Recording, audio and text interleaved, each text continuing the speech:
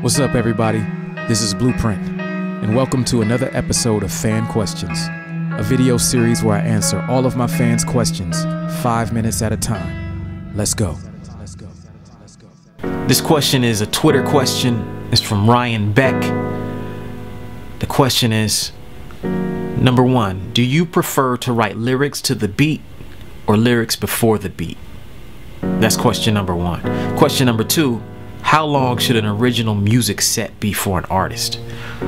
Man, I'd say early in my career, I'd say around, 10 years ago, I used to just write just to write. If I was bored, I'd just start writing. I had notepads all around the house, and I just fucking write because I felt like writing. But as the years went on by, I started to actually understand songwriting and how writing a rhyme should be specific to that piece of music. A rhyme I kick to this specific beat shouldn't sound good over that beat over there. It should be tailor-made. So now I view it more like it's a tailoring. So I write only to beats now. I don't write anything that's not to a piece of music. But that's different than how I used to do it. Part two. How long should an original music set be for an artist? This is a tough one, especially if you're a younger artist out there. If you're playing an opening set, you shouldn't play any longer than 20-25 minutes. The key is to get in and get out before you wear out your welcome and your novelty. If you have hits, you can play for 2 hours, 3 hours. No one cares. People are going to sing along.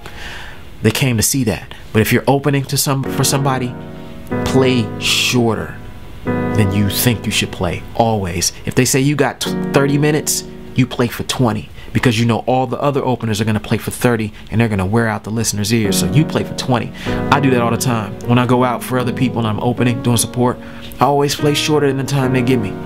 And it always works. I leave right before the people who didn't come there to see me get tired of me. That would be my advice to everybody else. Word up. This right here is a Facebook question from Pekka Mastola. Thanks for the question. The question is, what was the first verse you ever wrote, and have you released it? I don't actually remember the first verse I ever wrote. I do remember that it would have had to have been in college, and it would have had to have been on a Greenhouse record, because I never wrote rhymes before that. And once we started writing, we started going to the studio. But what I do remember is that it probably would have been terrible. And because it was terrible, it was never released, which is probably for the best, man. Like, nah, man, not putting that shit out. No. This is a Twitter question from Adrielaski. Adriel Amador from Twitter. The question is, Print, do you get tripped out when you see more white fans than black fans at live shows? Real ass question, huh? I say this. To me, although I am an African American artist, obviously, being around white people is not new to me. I went to a high school that was probably 50-50 split. African Americans and whites. I went to college at a predominantly white college. I went to college at Wittenberg University, and there was 200 black students and 2,000 white students. Then after that, I went to work in corporate America with even smaller numbers, And so I say that to say this: being around white people is not something that is weird to me. To me, it's more about respect. As long as people respect me the same, as long as people don't treat me differently or view me as less of an artist or person because of my skin color, then I got love for you. That's all that I really care about. And if you care about my art and you fuck with my art, then that means a lot, because you don't have to. I also want to say this.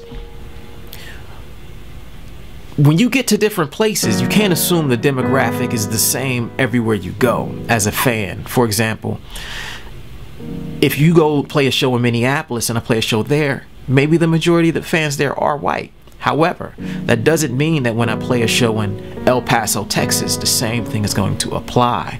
Or that when I play a show in Orlando, the same thing is going to apply, or Atlanta. These are different environments, and different places have different demographics. So to me, it's just about playing in front of people who support me and who have love for my art and my career. And I appreciate that, man. So nah, it's not even, I don't even really think about that, man. Not at all.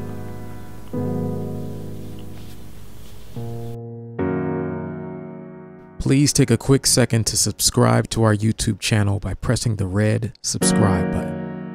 Your subscription to our YouTube channel lets us know you enjoy videos like this, and it allows us to alert you when we publish new video content. Thanks for the support.